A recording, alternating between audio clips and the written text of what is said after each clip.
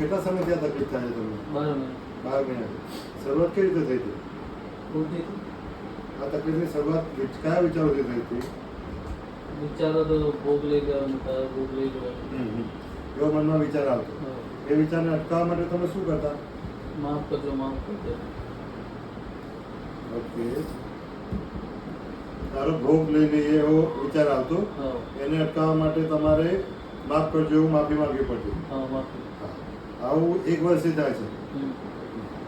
પછી આ તકલીફ માનો કે આવું થાય ને તમે માફ કરો એવું ના બોલો તો શું થાય? પછી તો માં અકળામણ થાય. અકળામણ થાય. કેટલા ઘડી અકળામણ રહે? 10-15 મિનિટ. પછી બોલો તો ઓછું થઈ જાય? અકળામણ ઓછી થઈ જાય. એવું કેટલી વખત બોલવું પડે? પણ થોડી 10-15 મિનિટ. એવું બોલ્યા પછી પેલો તારો ભોગ લઈ લઈશ એ વિચાર પાછો બંધ થઈ જાય? એ પાછો આવે ખરો? આવે. કેટલા કલાક પછી? 2-3 મિનિટ આવે. 2-3 મિનિટે પાછું આવું ચાલુ થઈ જાય. પછી પાછી માફી માંગવી પડે? પાછી માફી. ખાલી આ એકને એક જ વિચાર આવે કે બીજા અલગ અલગ પણ વિચારો આવે? અલગ અલગ આવે. ક્યારે કોઈ ઘરમાં કોઈકને કંઈક થઈ જશે, આને કંઈક થઈ જશે એવા વિચારો આવતા ખરા? એવો પહેલા આવતા આવે ને. શું વિચાર આવતા? એ તમે કીધું ને. તો એ રોકવા માટે તમે શું કરતા? એ લોકો માટે તો મને ગભરામણ થઈ જતી સાહેબ. પછી શું કરતા એ અટકાવવા? એ વખતે શું કરતા? એમાં ભગવાનનું નામ બોલતા કે અહીંથી ત્યાં જતા કે હાથ પગ ધોતા? હાથ પગ પહેલા ધોતો હતો. વારંવાર ધોવા પડે? 1 વખત 2 વખત? વારંવાર. કેટલી વખત હાથ પગ ધોવા પડતા દિવસમાં? દિવસમાં 2-3 વખત ધોતો. હમણાં અહીંથી ત્યાં જાઓ ત્યાંથી અહીંયા આવો એવું ક્યારથી થાય છે? 6-7 મહિનાથી. એવું ના કરો તો શું થાય? ચેન નહીં પડે, અકળામણ. એવામાં મનમાં કંઈ બોલવું પડે? બોલવું પડે, માફ કરજો, માફ કરજો.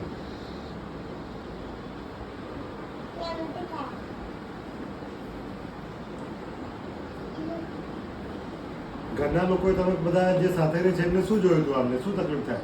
જે નજીકના લોકો હોય તો એમને શું જોયું હતું આ વાણી વર્તનમાં? હમણાં માફ કરો છો એમ કહે છે કે એ તો હમણાં 2-3 મહિનાથી થઈ છે.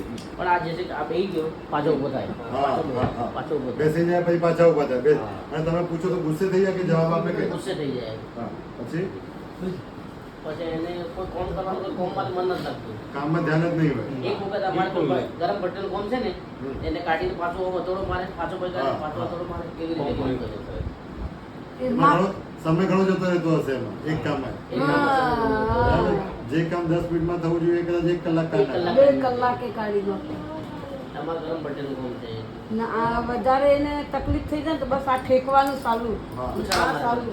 તાળી પાડે જમ કર્યા કરે. હા. પેશાબ કરવા જઈએ તો હાથ જોડવા પડે. હા, પેશાબ કરવા જાવ એના પહેલા હાથ પેશાબ કરીને હાથ જોડવા પડે, પાછું જવું પડે પેશાબ કર્યું તો. જે કામ કરે 2 આર્ટિસ્ટ કરે નહીં કરે તને મારી નાખું એમ કે તને કોલ નહીં દવા દે. તમને બીજા પાસે કરાવે ખરા કે તું પણ આમ કરે એવું? બીજાને કરાવે ખરા? ના અમન હાથ મૂકીને લઈ લીધો ને તો બીજાને પાછો મુકાવે તો. હા, કે ભાઈ તું પણ મૂકે. હા, ના ફોન જે છે કે આપણે ગાડી ના લીધો તો તું પાછું ઓના ગુજામાં ખિસ્સા મૂક પછી પાછો આવ. પાછો આવ. એક વખતમાં નથી દેતો. એમાં તો બીજા લોકો બી હેરાન થતા હશે ને ઘરવાળા. સાહેબ આરામ તા જોવાનું કશું નથી નહીં. તો આ 1 વર્ષ સુધી દવા કરાવી કે દુઆ કરાવી કે આમ સરતા દવાઈ કરાવી કે દુઆ કરવા? વાળું બધા કરાય. એમને હાથ ઉપર ફોટો પાડો તો તમે આ ભુવા વાળું કરાવ્યું. એનાથી કઈ રાહત થઈ કે ના થઈ? વધારે થાય. કોઈ રાહત નથી. કોઈ એવું કીધું કે આવી બીમારી હોય કે એવું કઈ? માનસિંહનું કીધું હતું. કોને કીધું હતું? ડૉક્ટર સાહેબ. હા, પણ કોઈ ભુવા એવી વાત કરી હતી? ભુવા એમ કે કોઈ પડી ગયું એને કોઈ દુઃખ મેળવ્યું છે. ડોક્ટર જોડે જઈએ તો માનસિક નું બતાવે, ભોવા જોડે જઈએ તો કે કરતું કળા છે એમ કે પછી શું ખબર. ને આ હું બેસું ને મને 17 વખત પાછી કતક દો ઊનું કરડું રોઢીએ ને તોય ઊનું પકડાવીને પાછી જેને મુકાવે. ખાવાનું ગરમ રોટલી પકડાવે. હા, ખાવાનું બી આપણે નીચે મૂકી દઈએ ને પાછું લેવડાવે ચૂલા ઉપરથી નીચે કોઈ બી કોણ એ ઉતાર્યા 2 વખત કરે ને અમને બી 2 વખત તમે ના કરો તો તમારા પર ગુસ્સે થઈ જાય ખરો? હા, તાને ગુસ્સે બી થાય ને પછી એને ગુસ્સે આપણે થાય ને કાટલું નાટલું બધું થતી. એ વસ્તુ નહીં કરીએ ને આપણે તો પછી એને જાણે ટકાય નહીં આવ્યું ખાટલા પર કૂદે પછી હા, સાચા વાત. પછી એને ગભરામણ થઈ જાય ને કૂદવાનું ચાલુ કરે. પછી નાઈ જવું એમ કે પછી તમે એક કામ કરો તો થોડી વાર માટે રાહત થાય. રાહત થઈ જાય. એમાં તમને તકલીફ પડે કે ના પડે? અમને અમને ઘણી તકલીફ ઘણી પડે પડે. સાહેબ. કે તે ખાતે ખાતે વાત પહેલા એ બહુ તો ઘણું થતું. આમાં તમને આ ડોક્ટર જયેશે તમને કીધું એના સિવાય કોઈ ડોક્ટરને તમે બતાવ્યું નતું પહેલા? બતાવ્યું મોડાસા, હિંમતનગર. બધે બતાવ્યું ખરું? હા. તો એને દેવથી શું સાહેબ ત્યાંથી જ મેં પડી નથી મળ્યો. એને આ ઉલટીમાં સારો છે. પણ એને આરામ નથી થતો. આરામ નથી થતો. ફર્સ્ટ માં એને થયું કે અને એને વામિટ થાય એવું થતું, જીવ ગભરાય એમ થતું. બે ત્રણ ગભરામણ થઈ હશે, ઉબકા આવતા હશે. સુક્કા. હા. આ મગજ કેટલી વખત થઈ પણ હોય કે ના પણ થઈ હોય. હા, ના ફ્રેશ નથી રહેતું મગજ. બસ મને એમ જ થાય. મિત્રો આ એક લાઈવ વિડીયો છે.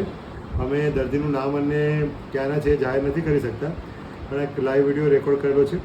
મોટાભાગે ઘણી વખત આવી બીમારીઓ ઘણા સમાજમાં ઘણા લોકોને હોય છે, પણ જાણકારીના અભાવના કારણે એ લોકોની સારવાર નથી થતી. તો ઘણી વખત સારવાર થાય છે પણ એના સ્પેસિફિક ડૉક્ટરને ન બતાવતા હોય એટલે એનું ચોક્કસ નિદાન ન થાય. આ મોસ્ટલી તકલીફ ઓબ્સેસિવ કમ્પલ્સિવ ડિસઓર્ડરની છે. હવે આ બીમારીમાં જો વહેલા થકી સારવાર થાય, નિદાન થાય તો આ કદાચ 3 થી 6 મહિના 12 મહિનામાં મટી પણ જાય. પણ જેટલો સમય વધ્યો હોય એનાથી 2 થી 3 ગણો સમય સારું થવામાં લાગતો હોય છે. પણ આવી બીમારી ચોક્કસપણે મટી શકતી હોય છે. આમાં કોઈ વળગાડ કે પ્રેતાત્મા જેવી કોઈ કારણ દોષ કે એવું હોતું નથી.